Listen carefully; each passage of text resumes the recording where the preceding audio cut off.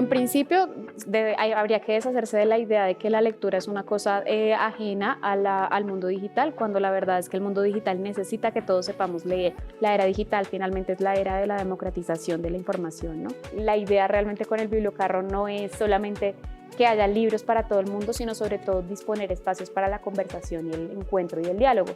Más que llevar una colección de libros, es construir colecciones de libros locales con la gente.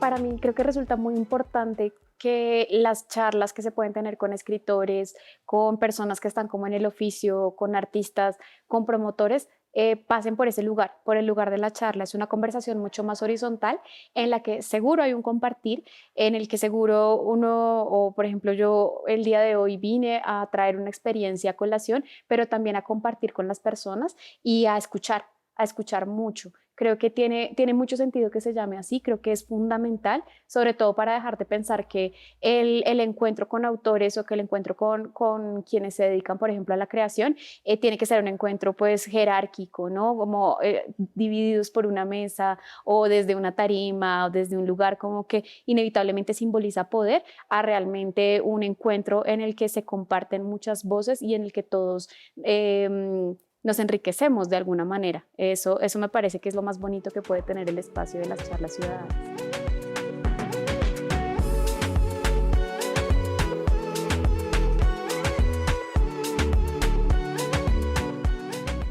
Pues justamente porque en una era digital todo se está leyendo, ¿no?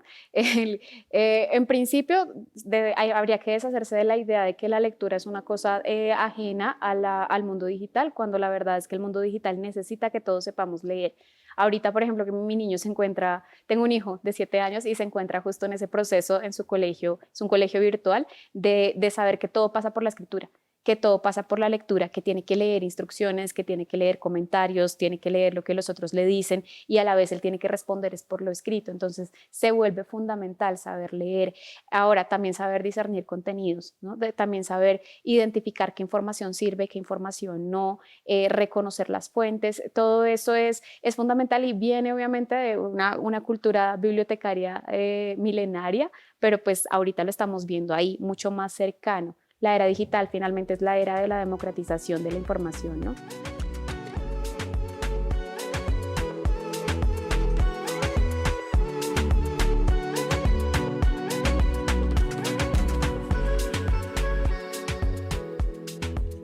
Me gusta que hablen de la bibliomóvil porque tuve la oportunidad de conocer la bibliomóvil, de probarla cuando estaba lista y no había salido nunca.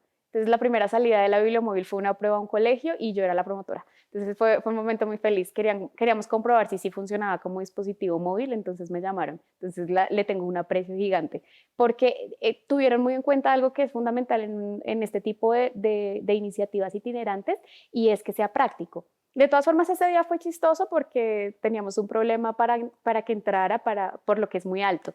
Entonces ahí fue cuando empecé a pensar, tienen que ser unos dispositivos muy prácticos también. Entender la biblioteca como dispositivo en movimiento es una cosa fenomenal y que él haya entendido BibloRed para mí fue como un gran orgullo. Toda creía, pero no, sé que no tuve nada que ver, pero me pareció fascinante que existiera como un dispositivo que se abriera y que no fuera un escenario pues así como espectacular, sino que fuera un lugar o un lugar no lugar, un lugar creado, un lugar efímero y espontáneo donde de repente mucha gente se acercara a la lectura y se acercara a escuchar también a personas que le hablan. Es fascinante. Entonces, por un lado, el bibliomóvil en mi corazón. Y bueno, el bibliocarrito surgió en 2015.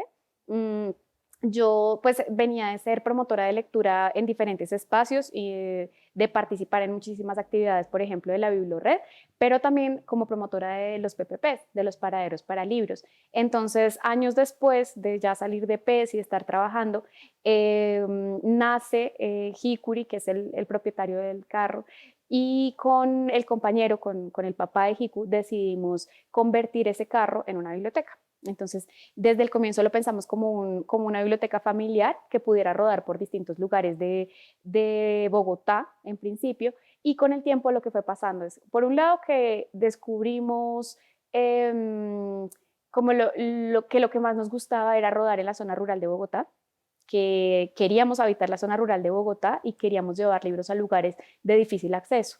A partir de ese momento, que fue más o menos 2016, el carrito empezó a rodar por distintos lugares de Colombia. Entonces, la biblioteca se abre, lleva más o menos unos 150 títulos, no lleva más porque pues, tampoco vale la pena. La idea realmente con el bibliocarro no es solamente que haya libros para todo el mundo, sino sobre todo disponer espacios para la conversación y el encuentro y el diálogo. Entonces llevamos libros muy claves dependiendo de cada lugar. Tenemos una colección muy amplia, de esa colección seleccionamos esos títulos, abrimos el carrito durante unas 2-3 horas en cada lugar, hemos estado en Cundinamarca, en Boyacá, en Santander, en el Chocó, en Nariño, el Valle del Cauca, bueno, en distintos lugares donde nos reciben asociaciones, organizaciones, amigos, y allí abrimos el carro ese rato, hacemos actividades de promoción de lectura y escritura y oralidad. Entonces, eso es lo que se lleva haciendo hasta el momento. Desde el año pasado, el proyecto está como en una transformación bien bonita porque estamos pensando es en ser máquina generadora de contenidos. Entonces, más que llevar una colección de libros, es construir colecciones de libros locales con la gente. Entonces, ahorita estamos moviendo más una maleta de fanzines, pues una especie de canasto en donde tenemos publicaciones hechas por comunidades de lugares muy diversos del país para compartir saberes con las personas. Eso es. Entonces, estamos como en todo ese proceso de metamorfosis del Renault 4. Y ya.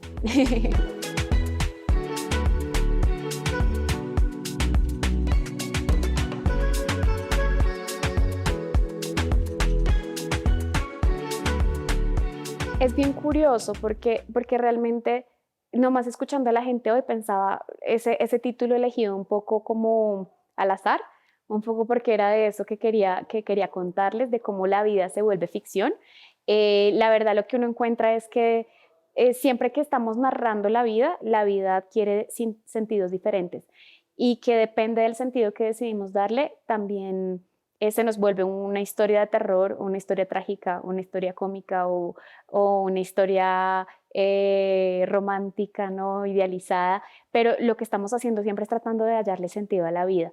En tiempos como los que estamos viviendo, eso es muy importante, detenernos un momento y hacer un recuento y mirar cómo estamos enfocándola, desde dónde estamos mirando nuestra vida, si la estamos mirando realmente como un reto con esperanza o si no hay esperanza en ese sentido que le estamos dando a nuestra vida.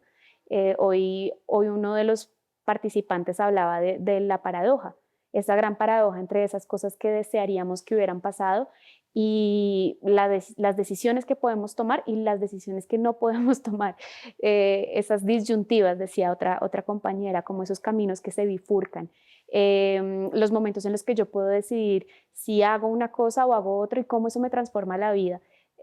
Podemos empezar a fabular a partir de allí con las decisiones que no tomamos, pero también estamos fabulando cuando estamos contando desde nuestra visión cuál fue ese relato que nos inventamos, esas justificaciones que le damos a lo que hicimos, pero también tratando de darle sentido a aquello que no decidimos nosotros.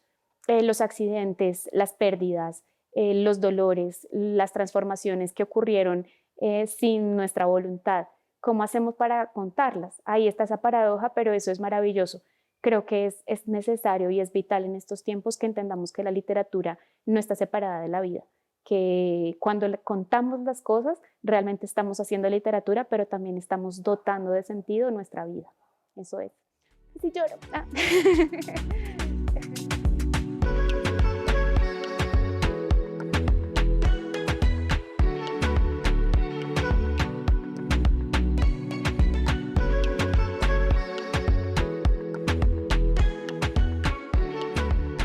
Mis tips para el asunto de comenzar a escribir igual van a ser reclasicones, o sea, creo que lo han dicho todos y yo también.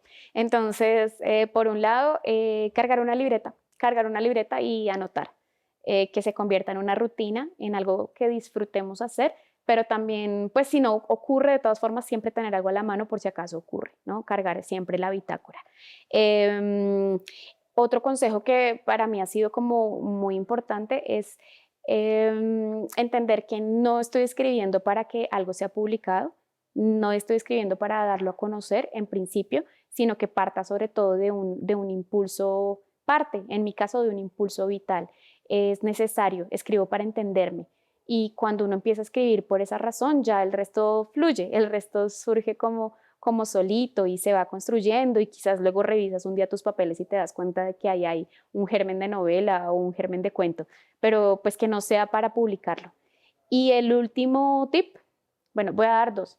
El de la lectura, porque ahorita mencionaban que, pues, que siempre se impulsa el leer y no tanto el escribir, pero yo creo que leer es importantísimo para escribir. Si no, te quedas siempre con tus mismas palabras y con tu única visión de mundo, justamente. Entonces, cuando lees, realmente dices, mira, yo no había abordado este asunto por este lado y puede que sí.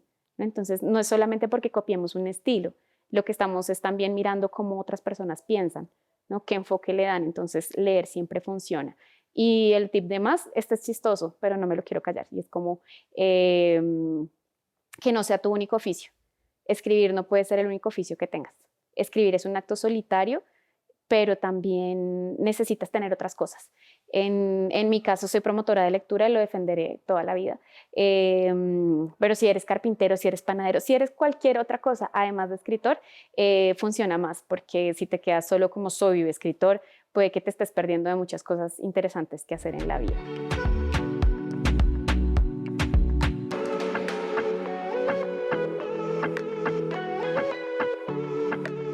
Esta es una invitación enorme a todos quienes están viendo esto, por favor, para que se acerquen a nuestras bibliotecas públicas, que se acerquen a la Biblored, la disfruten.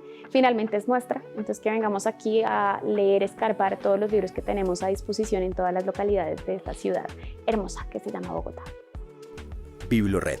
El universo en cada espacio de lectura. Leer para la vida.